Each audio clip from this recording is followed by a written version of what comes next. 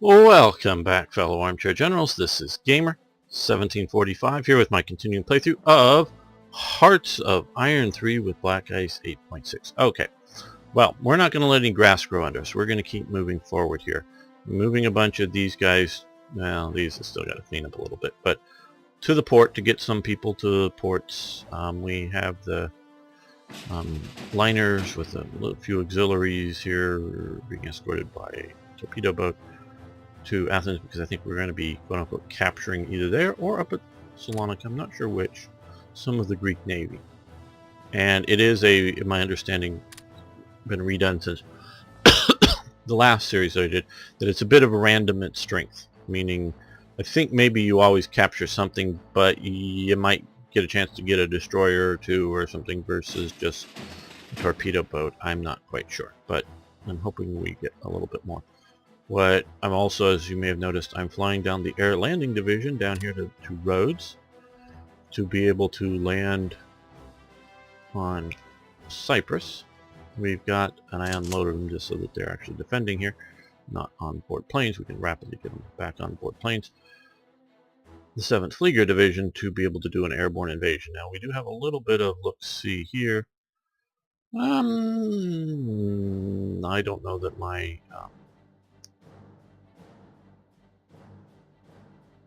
airborne division would take that, meaning defeat it.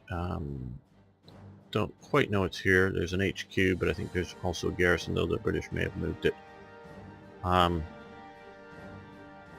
the Italians are doing fairly well here, so but I kind of sort of want to, well, not really that resource or IC starved, though I wouldn't mind getting this oil up here. But having this here, I don't think we can attack out of Vichy territory. So, but having that there, we could potentially do a landing here at Tel Aviv, and so that we can secure some of this for Germany while allowing Italy, who, like I say, is currently doing well. They're retreating, and so of course there can be events that will spring up more of the Western Desert Force or other things.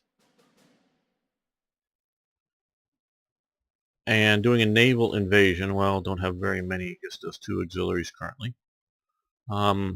Is far from suicidal depending on what is in the area.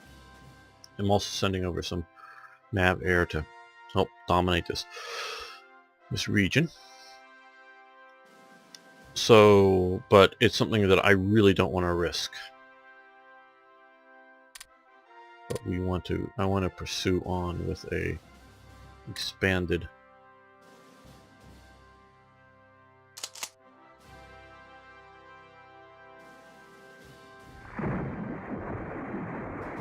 operations.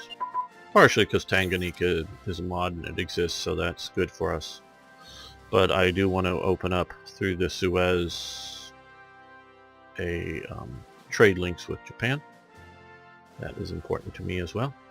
Whether we go the full way like we did before and try to take India or not is another question, but we may.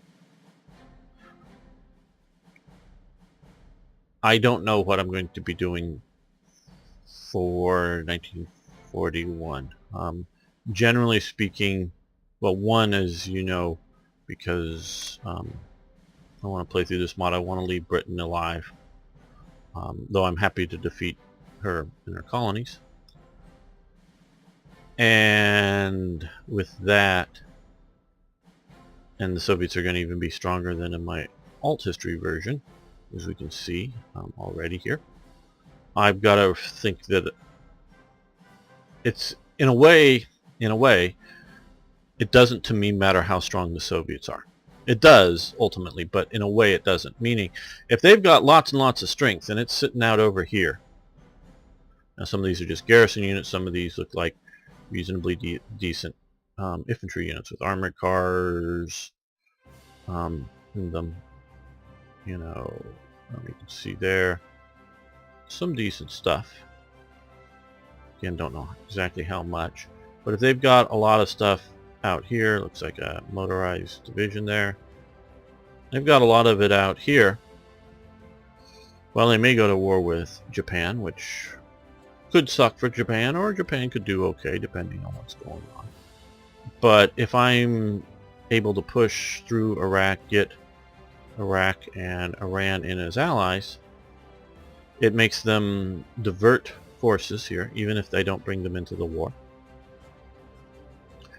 And when I say, you know, part of this is in a way is, if I can have enough forces to dominate in an area and crush and defeat those forces, it doesn't matter that they had a huge bunch of forces up here, because we'll take those, you know, in turn.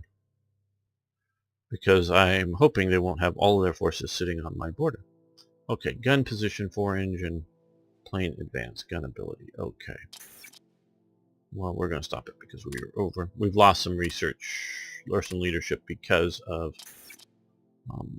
Yugoslavia going into Croatia and Serbia that we did have for a while. I knew it was coming, but then I was reluctant at first to try to up the level of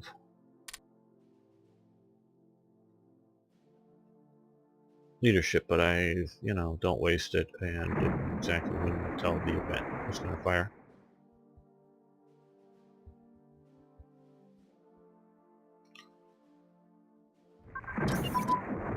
Okay, core HQs have advanced. That is good. And how are we doing? 42. So we're going to stop that. That's now just pushing just a little too far ahead, and we're in the red. So we're going to stop that. We'll be back sometime in 41 probably. Oh good. Japan has taken out, I think, its last current mainland enemy. I hope sort of it doesn't go after Tibet. And Jiang, I think, will get taken by the communists here. So,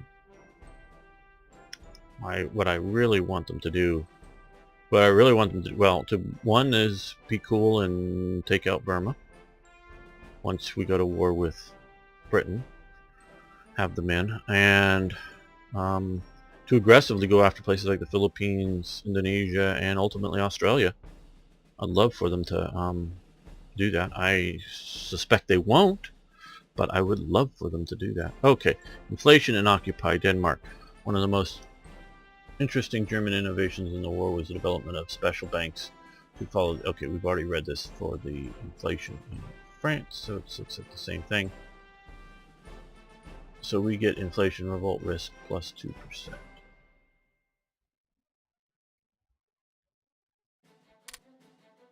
Okay, so we now have higher revolt risk there.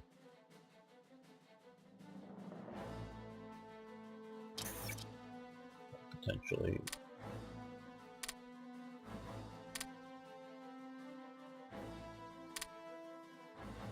So we got these guys still there, and I moved this garrison unit there and these police, because we have just that headquarters is partial police reduction plus the militia and the garrison troops, enough to, I think, hold these police as well to keep down them. Oh, these guys got there. Somewhere. Let's select them. Let's send them. We'll attach them to somebody sometime. Let's get them over here a little more useful. We also have, see the revolt risk in France with the army of occupation, if you will. I was able to attach basically all of it by hand. It was not more than 5 subunits, so that was cool.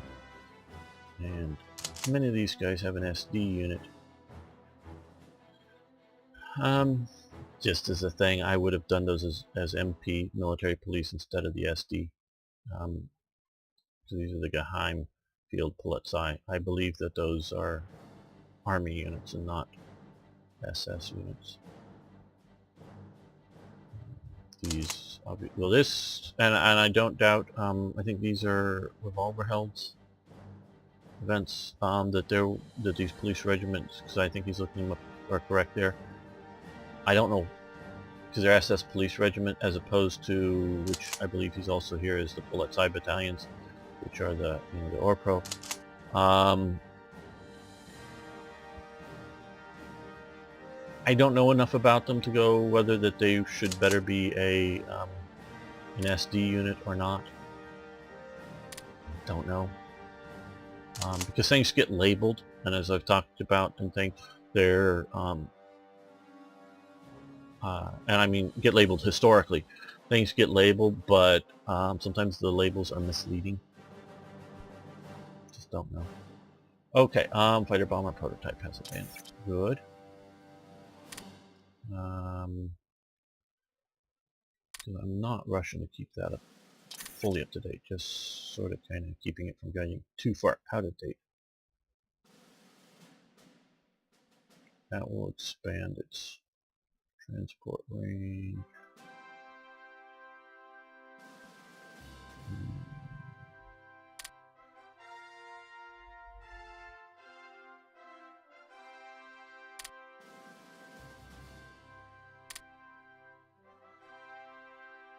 Not just 2 of these being researched right now. A lot of other nice ones that are useful.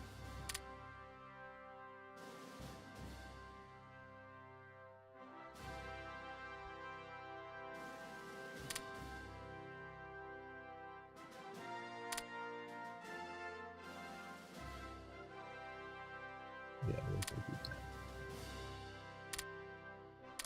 that. Now, one thing I have done, and I said something about this, sent this guy up to here. Send him out to here. I just want him to... No, actually, you know, let's send him here convoy rating, so if he finds anything.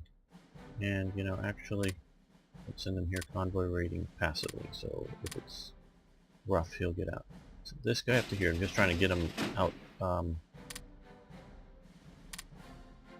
without this guy's up there, without running into any major British opposition. And if they're just moving, they'll try not to engage or be engaged. So, because we want to get these off into the far parts of the world.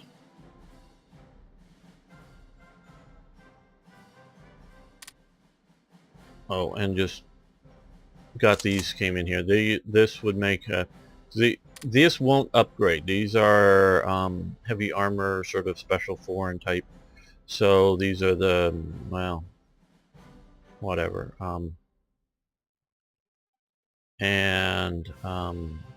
That's sort of a Sharby, but maybe it's something else similar to Sharby. I'm not exactly sure what that exact French image is, if that's supposed to be a Sharpie or not, but heavy, so it won't be, it shouldn't, if it's designed at least to not be you know, ever develop into a Tiger tank or something. And this is, you know, the Salma sort of medium French armor, again, not to design to go up to become Panzer IVs or something. So this should be an okay-ish armor unit. Want to attach a headquarters to it, and an infantry battalion, and maybe some infantry battalions and some other stuff mixed in with these guys at some point, once I get all of this production here done.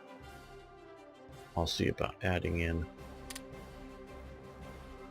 some odds and end battalions of infantry to attach there to create a few, you know, 4 or 5 okay-ish divisions to help hold down the west.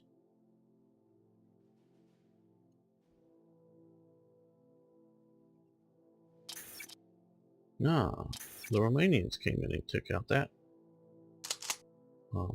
pocket for me. Nice of you guys. Okay, yes, we'll take the self-propelled SS artillery unit. That's a Hummel there.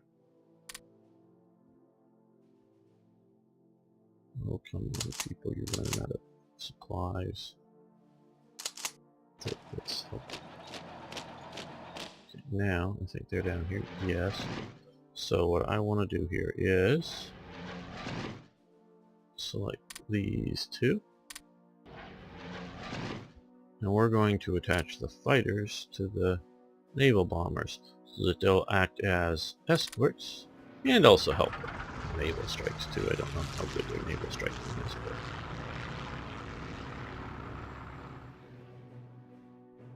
I just want to make it unhealthy for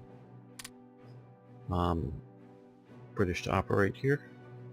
And yet, may run into a big doom stack and get all chewed up.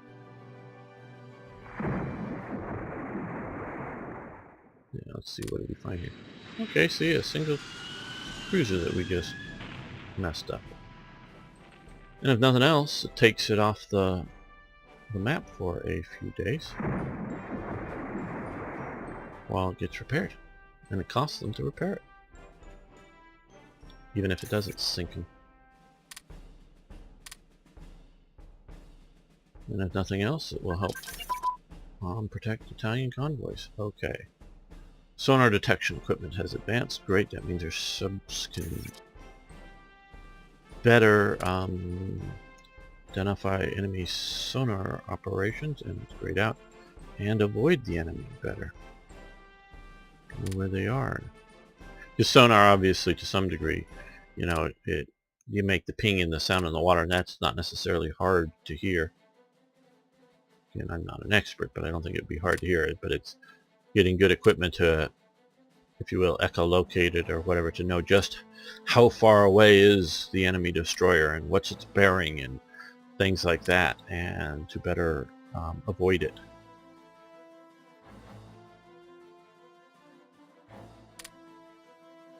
At least that's my understanding of what that technology is developing and doing.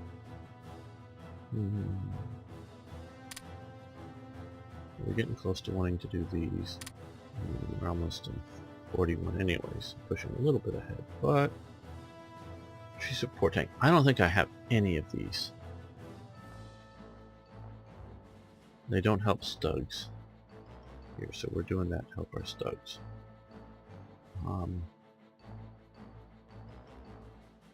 So that's just one, at least for now. I'm going to ignore.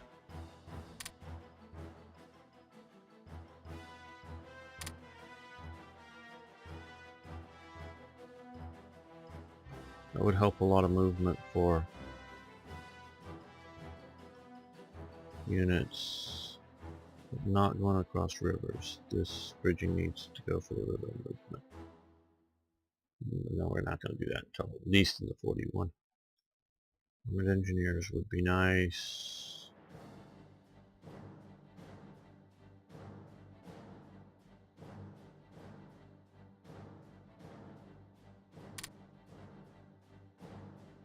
Landing infantry. Well, we already have the one division, but well, that would be sort of cool. Help with our amphibious attacks. Landing infantry equipment helps our para, helps a lot of things. Now does that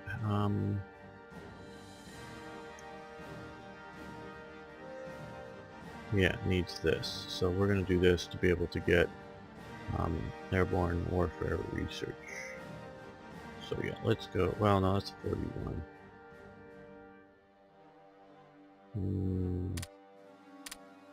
Tough choices. Let's go back and look at some of the more infrastructurally type things.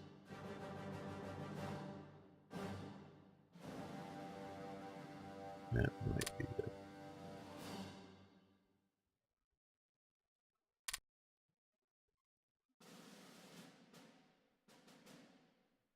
Yeah, let's do this. I think that will help with some stuff. Operation Logie update. Moderate damage. Okay, we've done moderate damage to bombing in Britain. See, we are paying for that.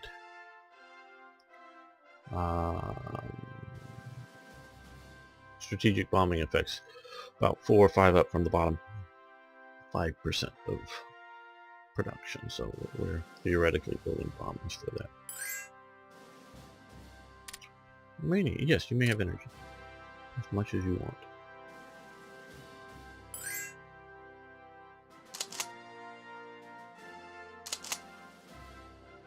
Turkey, Turkey, Turkey. Yes, you may have energy too.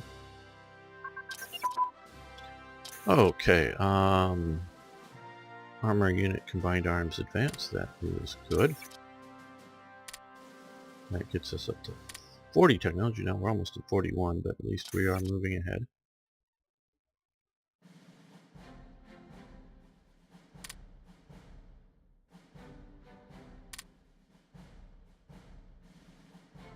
see, I'm thinking coming up here.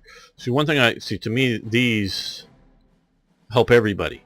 Where the armor, combined arms helps armor, doing the Blitzkrieg Doctrine attack movement, and helps all units. So these to me are more important.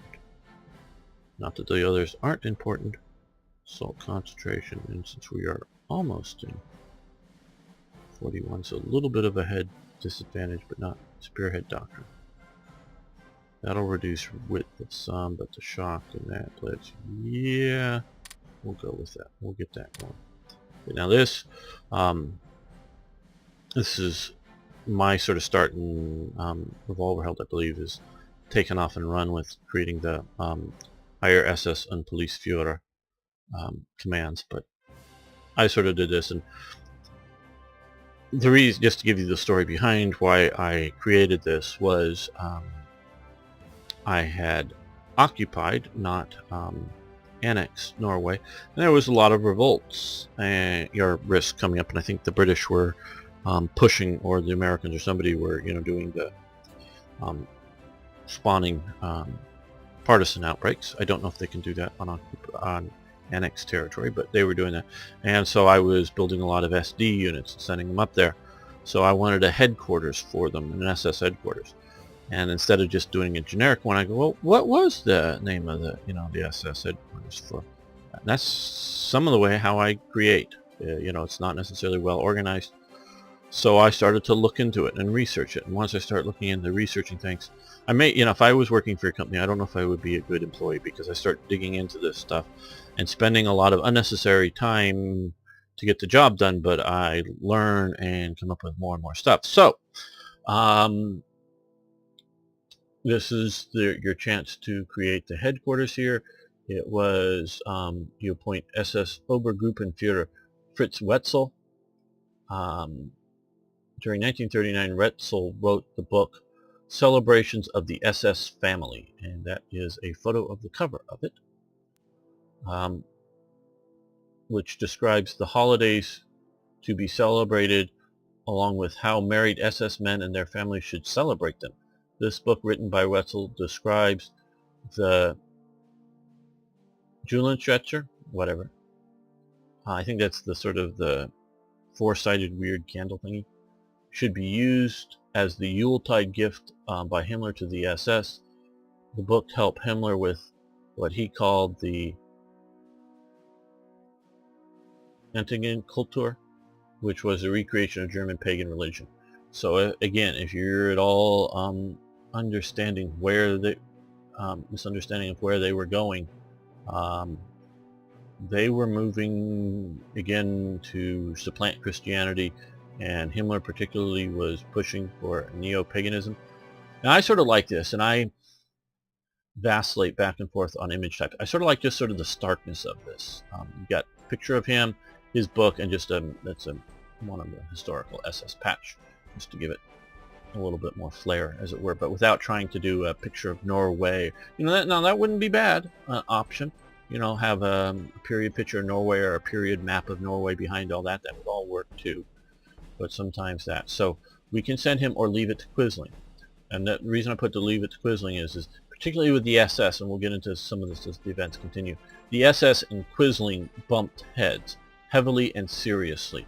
Quisling wanted either Norway or maybe, but this is just a maybe thing, I don't really know, a unified Scandinavian National Socialist state that was essentially independent of the German National Socialist state. He was a Nazi, but he was a nationalist as well, and he wanted Norway, Norwegians, whatever, to have their own National Socialist view. Maybe fascist might be more appropriate, because maybe he didn't buy into the neo-paganistic, but there's a lot of neo-paganism I know in Norway, sort of the death metal music groups and whatever, so maybe he was into that. I just don't know a lot of detail about Quisling, but Quisling and the SS were they never got to like shooting at each other or anything like that, but they were bureaucratically fighting each other. Literally, they were going back and forth and having conflicts in a bureaucratic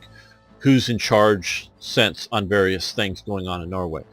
The SS very much wanted to, Norway and then obviously other countries and regions wanted to bring it into the SS pan-Germanic sphere of a unified country, where Quisling wanted to develop a very strongly allied but an independent country. So yes, Quisling betrayed Norway to the Nazis, but he was trying to do his own sort of thing.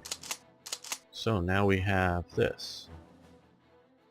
Now, if you'll notice, compared to well, actually it should be, but are we done with the what have we filled it up with? This is just sort of the limitations. I think it's under Reinhard Heydrich. Yeah, let's remove this army from here. So that sort of should be under Reinhard Heydrich too. So let's move this. Now, what is different a little bit about what I've done here and what Revolver held, I believe, because I believe this is GGA, who's done with the other SS higher SS and Police Führer. He gives one event for it.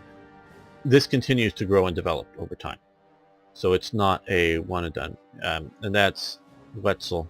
I don't know if I pulled him from there, but in an earlier black uniform. But he would just the sort of headshot that I found of him there. So there he is commanding that, and we will have future developments of that as the headquarters and other things expand, because they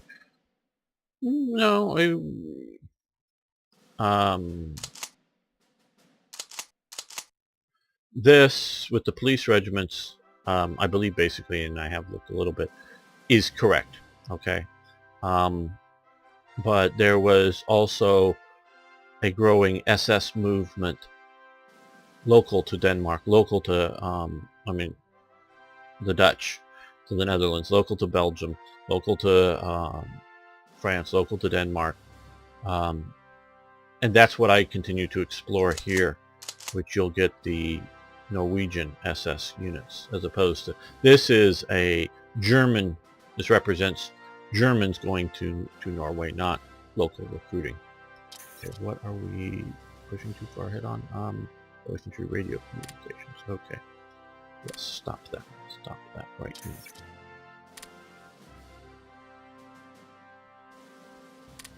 So let's look at other strategic.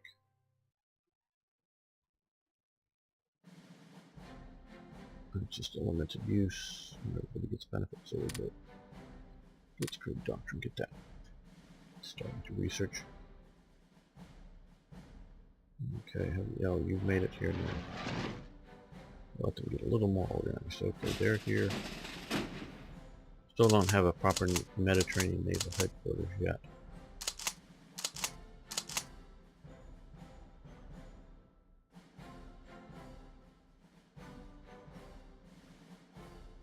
What are you doing? Okay. You're still striking at the enemy. Good.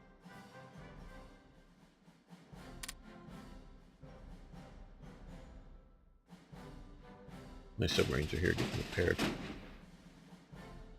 See how useful those light coastal submarines have been? We can pause. You'll see that's his things. Sinking convoys. We've lost a few, but not many. And this is just in the last week or so, or whatever. So we've sunk quite a bit. Less here. We may decide to move him. See here, he's Italian. I didn't want to flood the sea zone until I sort of got a sense of what they're doing. They're upgrading by my standards, so that's nice. Well, I lost, I think it was 4 subs out here.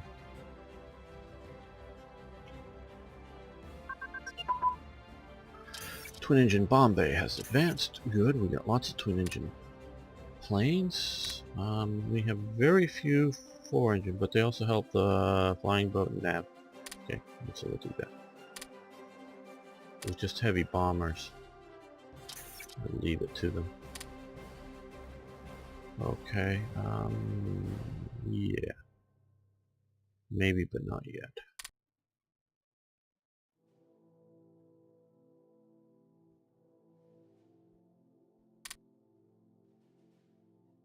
As we start losing more and more, let's start this. Light armor units, as they get converted to medium armor units through events, it becomes less and less worthy to upgrade the light armor.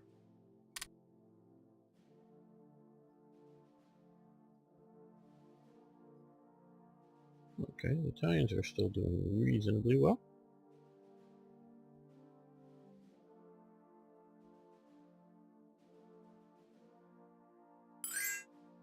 Sort of waiting to see if I see a few more events come here quickly. Ah, okay. Well, it was approximately this time. The Prime Minister Voldich, whatever, Tuka, that's that guy right there, signing the protocol of accession of Slovakia to the Triple Alliance, the Tripartite Pact. So Slovakia is, I sort of use the war flag or something for Slovakia. I do that with flags. I try to use historically correct flags, but obviously we have the consideration of whether to use the swastika flag or not, but that's an issue. But outside of that issue, I look at use flags like for Italy sometimes, or I'm trying to think of another good example. Like Hungary. Sometimes for some events I'm using the sort of royal flag of Hungary, even though it's a kingdom that has a regent. Sometimes I'm just using sort of the national flag of, in the sense, without the royal symbol and just the three colors. And sometimes I'm using like the arrow cross flag, which is the Hungarian fascist thing. So it's sort of depending on, in my opinion, the mood of the event. This is because obviously this flag and this flag are very similar, and in my opinion, I think the Slovene flag, obviously we don't have Slovenia here, but isn't it the same basic flag but just different shield? So obviously these are different, but and then how close is it to, obviously this is a communist Soviet Union flag, but to the Russian flag. So to sort of show that this is sort of the militaristic type use of the Slovenian flag. So sort of pick and choose my flag options as I'm making events. To sort of give you the mood, the thought. If it's some sort of traditionalist Hungarian thing, we'll throw in the royal flag, sort of what we're seeing here, which is sort of like sometimes, whatever, fascists or something, we'll do the arrow cross. Okay, the Atlantis, yes. Now, while it is being built up, because it comes in as a 1% or whatever, let's see if we just we'll put Bay in charge of it, and we'll give it to Marine Commando West, as it organizes itself up there. And how are we doing here? You are here, so you will go here. You are here, so you will go here. Have we encountered anybody? Oh, we encountered somebody here. Some convoy. Well, let's see if we put you out here. Maybe a little too close to Canada, but we're going to put you out there passively. So you go home if you get too shot up or whatever. Soviet Union, give them some money for rare materials. We got plenty of money.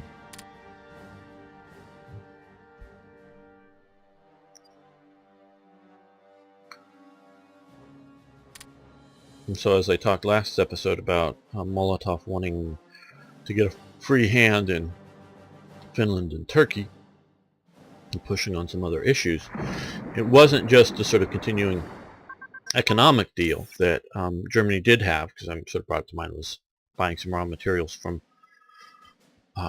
the Soviet Union, which they were doing, and the big one, of course, was oil, but there were other deliveries, and there was also deliveries of made goods, industrial equipment and other things to the Soviet Union during this time that was continuing to be negotiated, renegotiated, whatever. There was some sort of minimums, I think, but that needed to be delivered, but other things were being negotiated. The Soviets were pushing for more stuff, and that, as I've sort of come to learn a bit more, was sort of alarming to Hitler and the Nazis, which I do think does push Hitler into feeling that he needs to act against the Soviet Union. But I think the main thing is, because if you look at his entire attitude, is just kick in the door and the house is going to fall down, or some quote very similar to that, or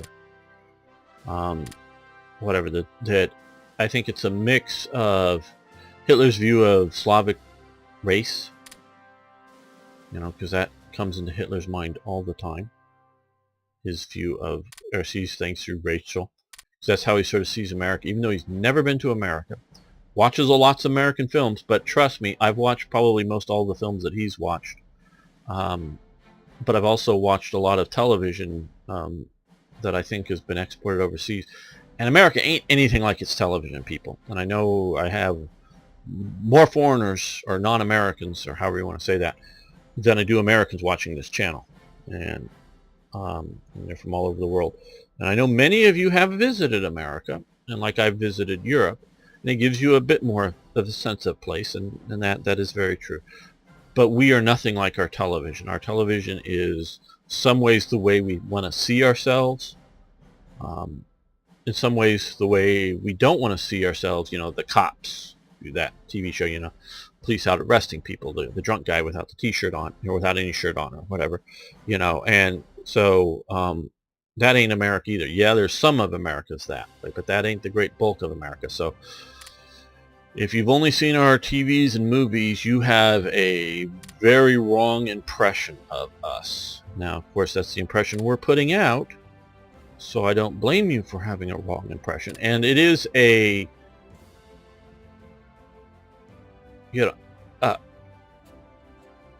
impression of a slice of us, but I don't know what it is now because I don't follow all these things, but you probably may think, oh, hey, Alabama, no, that's actually Mississippi. This is Alabama. Alabama, Mississippi, or Georgia. That's the land of the Ku Klux Klan. And there's lots of Ku Klux Klan members down there.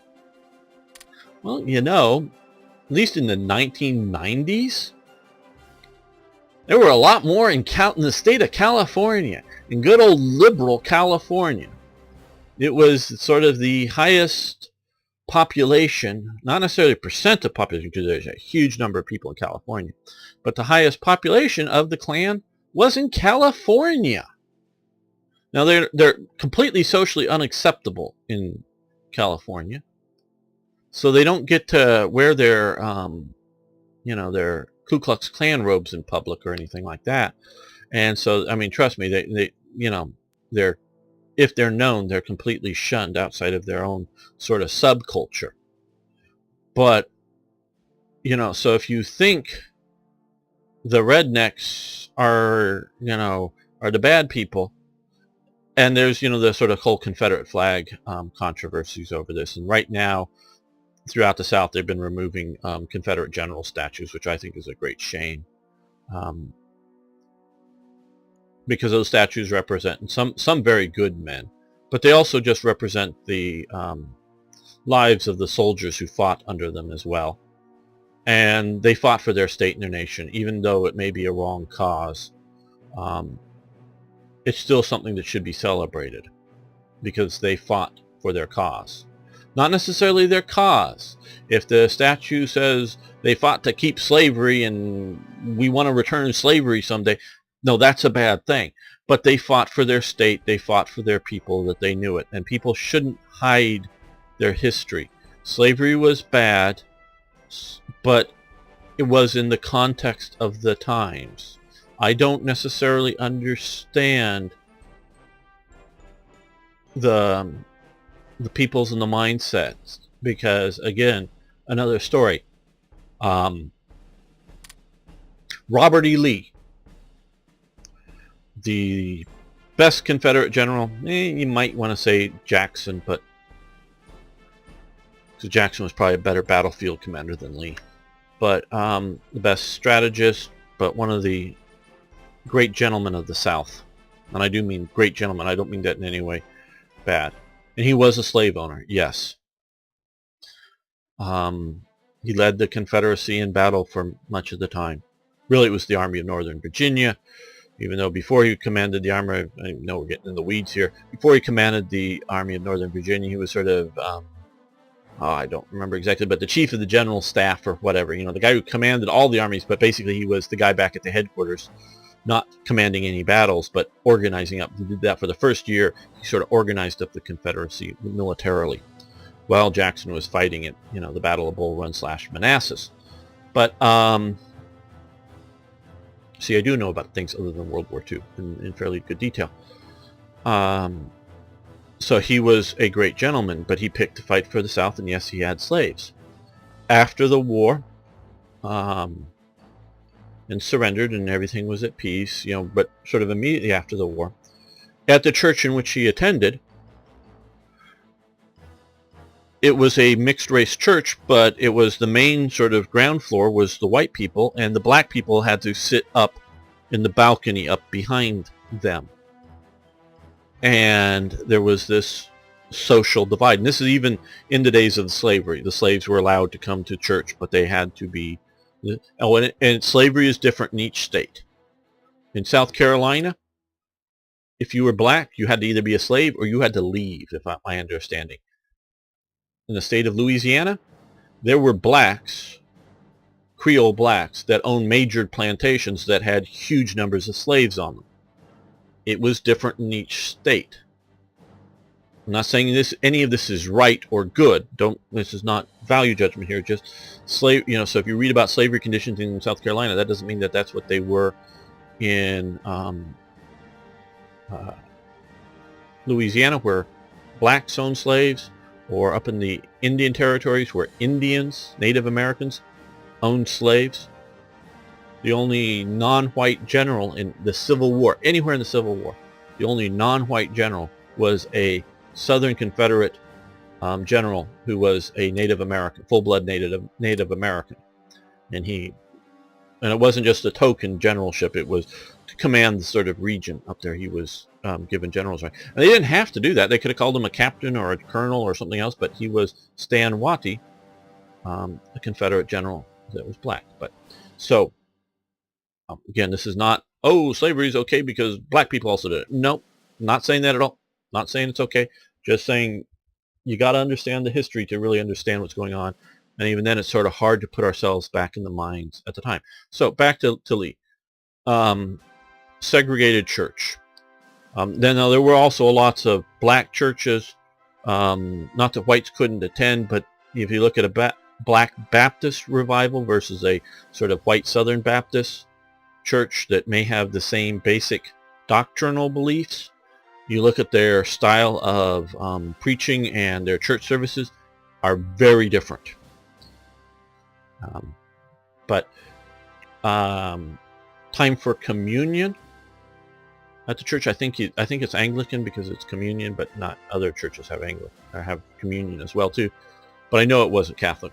Up there, sort of shockingly, this is literally in the within a month or so of the Civil War ending. I don't know, don't have the information, but a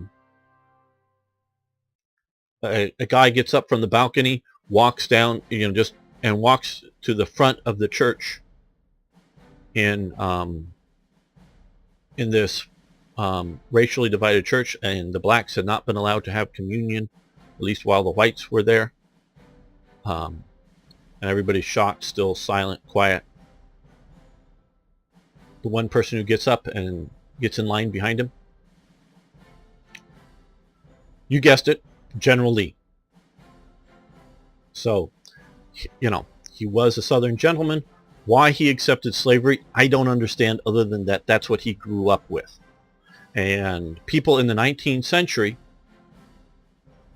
saw things like ignorance as stupidity and saw things like culture as racial as opposed to simply cultural, as opposed to simply you, are you your culture or are you your race?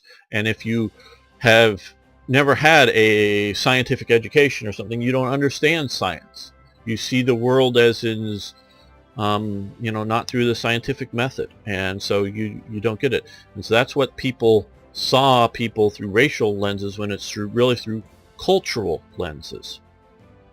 So, and so the question is do you take a slave who can't read or write and give him the vote? Well, they did that, once they're free. Now then, as things changed, they had literacy tests and they were almost impossible to pass. But I believe to be a good voter, you need to be literate, so should they still be slaves? Absolutely not. Should they immediately gotten the vote if they couldn't read or write? So yeah, they can follow their leaders, but do they really know theory and government and all this kind of stuff?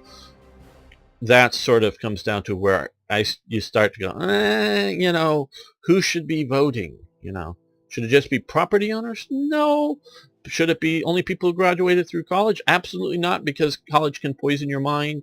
But you should at least be able to read and write, kind of things. It's some of that kind of stuff. And now, of course, if you're in a homogeneous society like Denmark, where everyone is the same culture and everyone can read and write, it doesn't enter as a real question. Of course, everybody gets to vote because it's just everybody knows that. So it's sort of that kind of thing.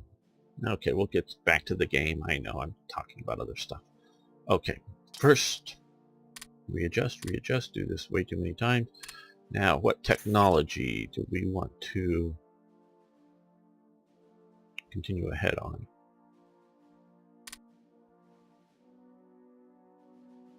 Looking at all these 40s, so let's do that.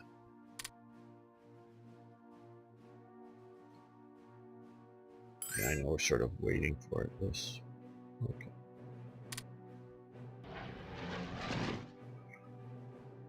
Okay, can we get here from there? Yes. But we believe, okay, I'm going to, just in case this all goes to hell, I'm going to save it. Because I might decide to reboot if it goes to hell. What we're going to do, since this is an air landing division, if this is coded right, it should be a bad, it doesn't have a proper parachute, so it should really do bad if it's dropped on an enemy on the ground. But what we're going to do is fly, but unfortunately they can't distinguish between, because mountain divisions should be air landing divisions in the sense that you should be able to fly them and land them like they did in Crete. But they shouldn't be able to do paradrops. But so this is in essence an airborne assault, and we're hoping to come on to an defended airbase that we can see that they have a garrison division that, yes, would have been a disaster to land and attack, and it has a battle commander. But if we can get to Lemoso and the Cormoran, yes, we want this. Okay, now we are here, we are landed, and we are going to attack.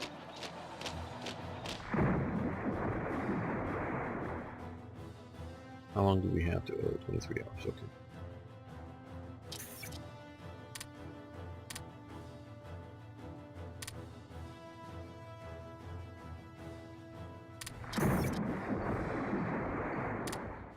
Oh, yes, you can have energy, coal, whatever you want to call it.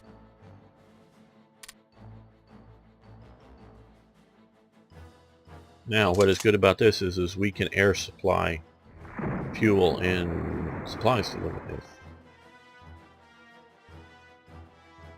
Now we are being attacked. Looks like. Oh no, we're attacked, which isn't doing so well. Okay, well, what we're going to do here is not stop it, not yet. Okay, come down here, rebase.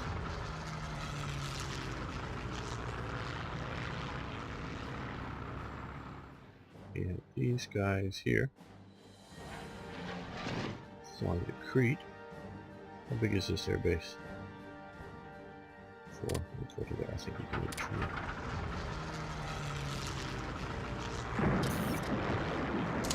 I'm not going to let you get too a lot of that disorganization just from landing, but okay, that's getting a bit too much. But we should be able to hold out. At least I hope we can. And we should counterattack. Okay, well, are you there? Yes, let's see about ground attack. And we're going to come here with these guys. Ground attack. See if we can... Oh, ground attack. Aggressively ground attack. See if we can... what we can do. See, we're already doing a little bit. The 101st Lish Division. Yes, cool. Yes, we want that. And the 97th Lish Infantry Division. We want that too. Cool. Now, are those on the map or in production? Maybe. Nope, they're on map. Good.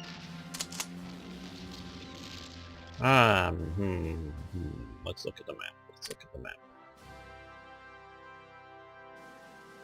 I think these guys are going to fight wonderfully well up in these swamps up in here. And of course in the great sort of swamp that we're going to be fighting there. So let's... you here.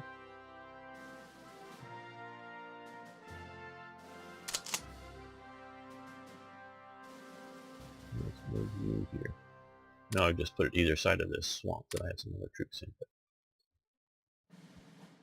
there we go.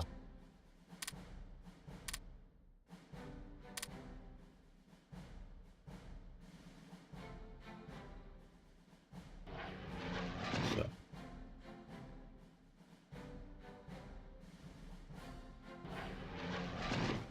What are we doing? Okay, we've taken out that Middle East command. Gutted that so far.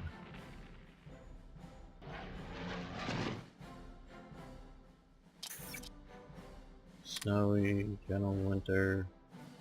I don't think that's going to affect us. Down in the Mediterranean much. Okay, we're going to just keep bombing. We got them. French workers. Okay.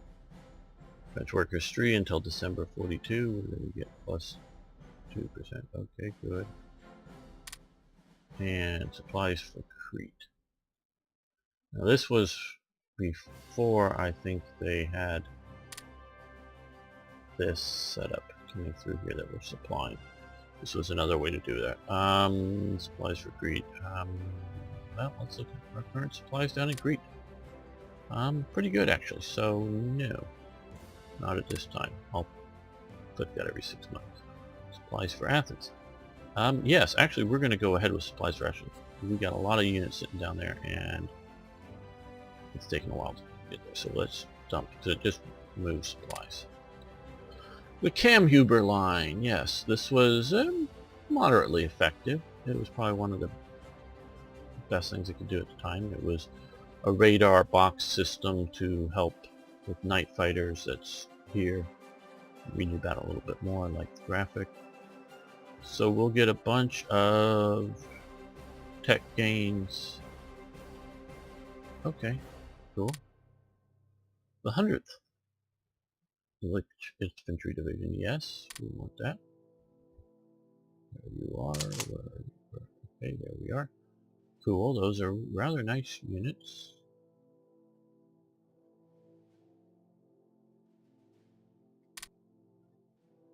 So we'll send you there. Not that they couldn't be good for either invasions into here or other desert fighting type. Oh, we have some decision making. From Panzer Group Guderian. Okay.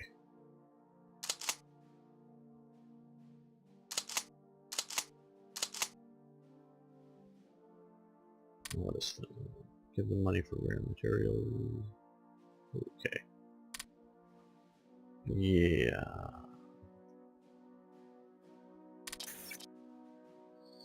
Okay. We remove a bunch of other units. Okay. So I need to find the 20 or the 14th.